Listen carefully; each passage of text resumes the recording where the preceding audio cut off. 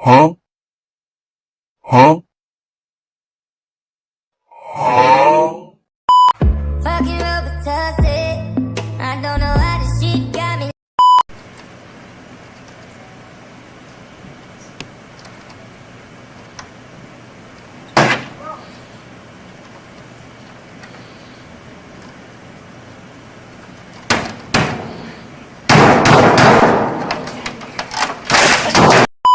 So I know you care. Bring it over to my place. You don't know what you do.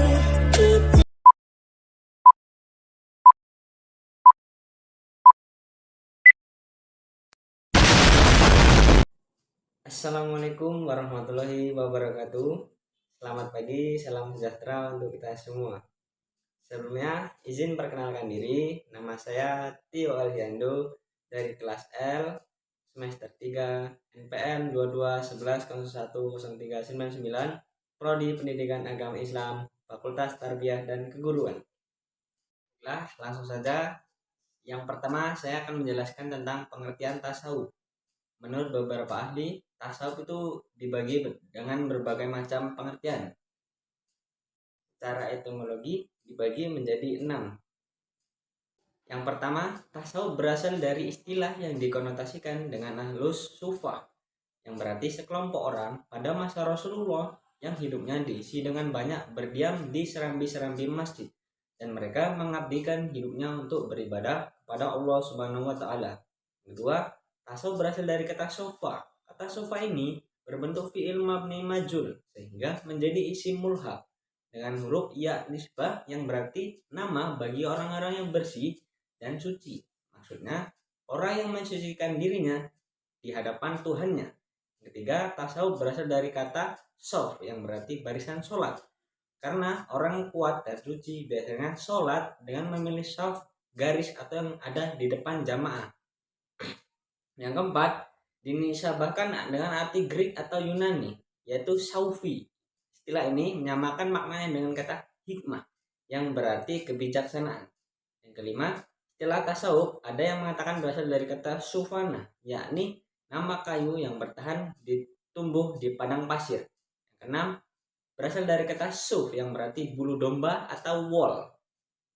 Adapun pengertian tasawuf dari segi istilah atau pendapat para ahli amat bergantung pada sudut pandang yang digunakannya masing-masing.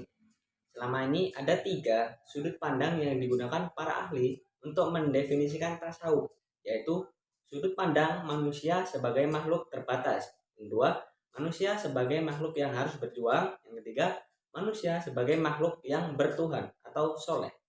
Jika dilihat dari sudut pandang manusia sebagai makhluk yang terbatas, maka tasawuf dapat didefinisikan sebagai upaya mensucikan diri dengan cara menjauhkan pengaruh kehidupan dunia dan memusatkan perhatian hanya kepada Allah Subhanahu wa taala. Selanjutnya, jika sudut pandang yang digunakan sebagai makhluk yang harus berjuang, maka tasawuf dapat didefinisikan sebagai upaya memperindah diri dengan akhlak yang bersumber dari ajaran agama dalam rangka mendekatkan diri kepada Allah Subhanahu wa taala.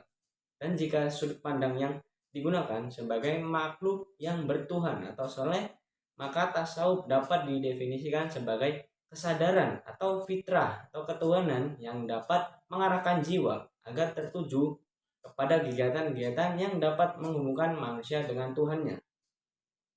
Jika 3 definisi tersebut dihubungkan, maka segera tampak bahwa tasawuf intinya adalah upaya melatih jiwa dengan berbagai kegiatan yang dapat mensucikan diri dengan cara menjauhkan pengaruh kehidupan dunia dan memusatkan perhatian hanya kepada Allah Subhanahu wa taala. Selanjutnya itu ada tujuan tasawuf. Apa sih tujuannya? Yaitu untuk memperoleh hubungan langsung dengan Tuhan, sehingga disadari bahwa seorang berada di hadirat Tuhan, dan intisari dari sufisme adalah kesadaran akan adanya komunikasi dan dialog antara roh manusia dengan Tuhan dengan cara mengasingkan diri dan berkontemplasi. Selanjutnya itu ada aliran-aliran tasawuf. Aliran tasawuf ada 3, yaitu amali, falsafi, dan akhlaki. Yang pertama, aliran tasawuf amali. Tasawuf amali adalah tasawuf yang membahas tentang bagaimana cara mendekatkan diri kepada Allah Subhanahu wa taala.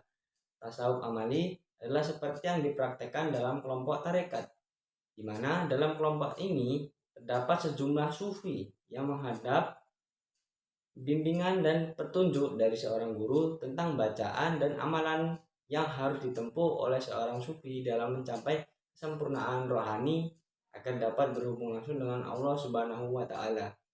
Setiap kelompok tarekat memiliki metode atau cara dan amalan yang berbeda satu sama lain. Berikut macam-macam makom yang harus dilalui seorang sufi. Yang pertama, al-maqamat, yaitu mencapai tujuan tasawuf. Seseorang harus menempuh jalan yang panjang dan berat. Perjalanan panjang dan berat tersebut dapat dipelajari melalui tahapan-tahapan tertentu atau yang biasa disebut dengan istilah al-maqamat atau tahap-tahap. Yang kedua, al-ahwal, yaitu situasi kejiwaan yang diperoleh seseorang sebagai karunia Allah, bukan dari usahanya. Tokoh-tokoh tasawuf amali, yang pertama itu Rabi'ah al-Adawiyah, yang kedua Zu'al-Nun al-Misri, yang ketiga Abu Zaid al-Bustami, yang keempat Abu Mansur al-Halaj. Yang ketiga itu ada tasawuf akhlaki. Tasawuf akhlaki adalah membersihkan tingkah laku atau saling membersihkan tingkah laku. Tasawuf akhlaki adalah tasawuf yang konsentrasinya lebih menitikberatkan pada sikap dan perilaku serta budi pekerti ajaran tasawuf itu sendiri. Sistem pembinaan akhlak tasawuf ada 3. Yang pertama, takhali, yaitu usaha mengosongkan diri dari perilaku atau akhlak tercela. Yang kedua, tahali adalah upaya mengisi diri dengan jalan membiasakan diri dengan sikap perilaku dan akhlak terpuji.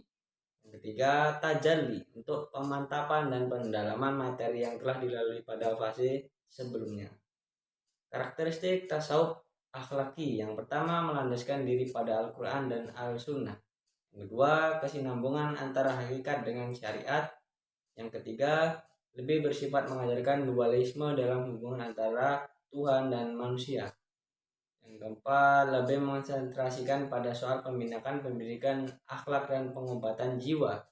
Yang kelima, tidak menggunakan terminologi filsafat. Tokoh-tokoh tasawuf akhlaki, yang pertama Hasan al-Basri dengan ajaran tasawufnya, yaitu perasaan takut yang menyebabkan hatimu tentram lebih baik daripada rasa tentram yang menimbulkan perasaan takut. Yang kedua, al-muhasibin dengan ajaran tasawufnya, yaitu taat, aktivitas anggota tubuh yang telah disinari oleh cahaya memenuhi hati. Yang ketiga, al-Ghazali dengan ajaran tasawufnya, jalan menuju tasawuf baru dapat dicapai dengan mematahkan hambatan-hambatan jiwa serta membersihkan diri dari moral yang tercela, sehingga kalbu dapat lepas dari segala sesuatu yang selain Allah Subhanahu wa taala dan berhias dengan selalu mengingat Allah Subhanahu wa taala. Yang keempat, Al-Qusairi dengan ajaran tasawufnya mengembalikan tasawuf ke landasan Ahlus Sunnah kesehatan batin. Sekian materi yang dapat saya sampaikan. Mohon maaf jika masih banyak kekurangan. Pada Allah saya mohon ampun. Akhir kata, terima kasih teman-teman atas waktunya dan antusiasnya. Saya akhiri, wabillahi taufiq wal hidayah. Wassalamualaikum warahmatullahi wabarakatuh.